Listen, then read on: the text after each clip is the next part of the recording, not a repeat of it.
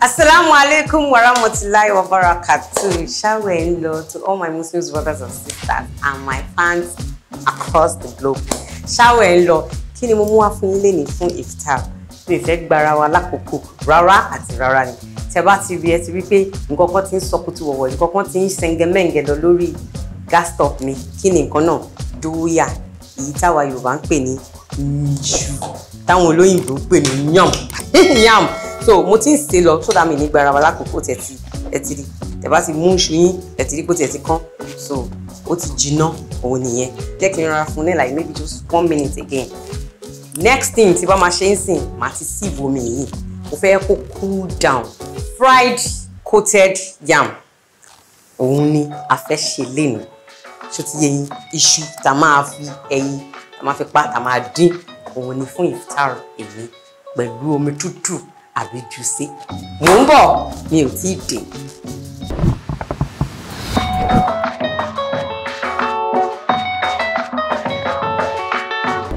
So ní báyìí ẹ ti rí pé mo ti gbé iṣu mi kúrò lórí iná, ó ti jiná dáadáa, mo ti sieve, ó ti tutù, ẹ ti rí mo yẹ fọwọ́ sí, ọwọ́ mi mọ́ dáadáa o. Nǹkan tá máa kọ́kọ́ ṣe next ni pé òróró ti ń gbóná lọ. Ṣó ti yé yín, a máa fi àlùbọ́sà kan sí. Ẹ ti rí òróró yẹn, wọn àti àlùbọ́sà kó máa jà lọ bẹ́ẹ̀, kó máa marry ara wọn bẹ́ẹ̀. Ká fi yẹn máa pèlò ẹyin wa. Egg coated fried yam. Òun ni mo sọ fún yín pa fẹ́ ṣe. Òun la fẹ́ fi ṣínú lénìí.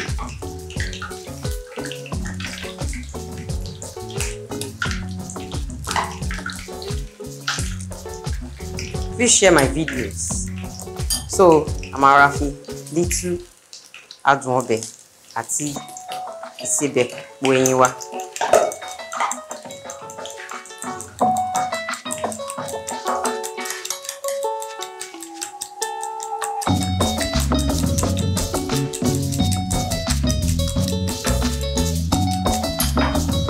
Let me add little Isebe sí. Èmi prefer Isebe nínú ẹyin ju Adun ọbẹ̀ lọ. How about you? So mo ti pò pọ̀ tí mo ṣe fẹ́ báyìí. Ní báyìí nǹkan tí máa mú lélẹ̀. Wow. Mo ra lò náà ń bẹ. Ní báyìí nǹkan tí máa mú lélẹ̀. Nǹkan tó dé tó fi ń ta bẹ́ẹ̀ yẹn ni pé ẹ mọ̀ pé bọ́ọ̀ kan ni mo fi so tó ṣe ń split yẹn mo máa ta. Exactly. So nǹkan tá máa ṣe lélẹ̀. A máa mú iṣu wa. A fi po ẹyin wa dáadáa. Kó tiẹ̀ dáadáa. Ṣó yé yín, ìyẹn iṣu sísè wá o. Ṣé lè máa ṣe iṣu yín o. Bá ti ṣe báyìí. A máa jù sí. Mo ṣe máa ṣe fún gbogbo ẹ̀ round nìyẹn. Tó bá ti ń di golden lára pé ìyẹn pé ẹyin yẹn ó ti dímọ̀ lára, àá wà, ẹ má jẹ́ ojú náà o. Ti rí báyìí, kó ti ṣu yẹn dáadáa sínú ẹ̀ so á lè dùn dáadáa. Ṣó ń yé yín?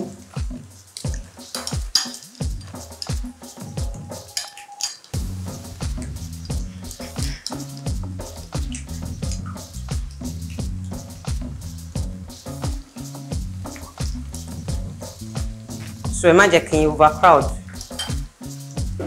pan mi. Tó bá ṣe díẹ̀, ẹ turn ẹ flip ẹ over. Ṣé ti rí nǹkan tá fẹ́ achieve lélẹ̀. Ẹ má jẹ́ kó jóná. Ó ti yé yín. So òun nìyẹn.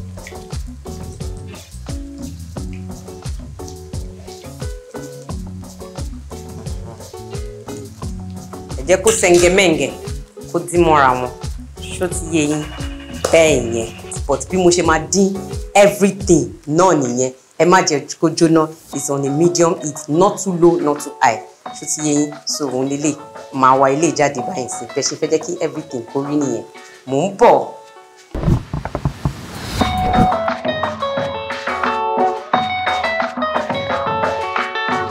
So ṣé ti rí, mo sọ fún yín pé mo máa dín gbogbo ẹ̀ off camera. Nǹkan tí mo fẹ́ lò lélẹ̀.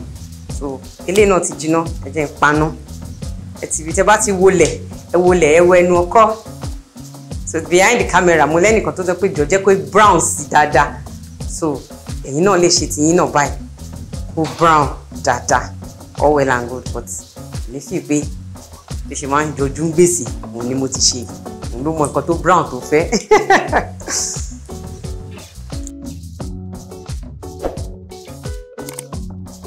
The idea of the onion ni pé so that a fún ní flavour, so please add the onion. Bó ṣe kókó ṣe pàtàkì. All right, so ẹyin mi tó kù lélẹ̀ ṣó ti yé yín. So ìwọ tó bá fẹ́, if you want to go extra, ẹ dín ẹyin yìí kẹ́ra fi lé lórí tó bá ṣe wù yín ni. Ibẹ̀ kọ́ ẹ gbé kẹ́sì lọ fi ṣe nǹkan míì.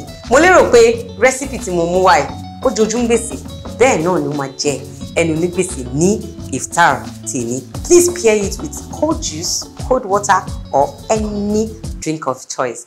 Ẹ jọ̀ọ́ ẹ subscribe to channel mi kẹ́ lè bá mi share videos mi with families and friends. Ramadan Kareem.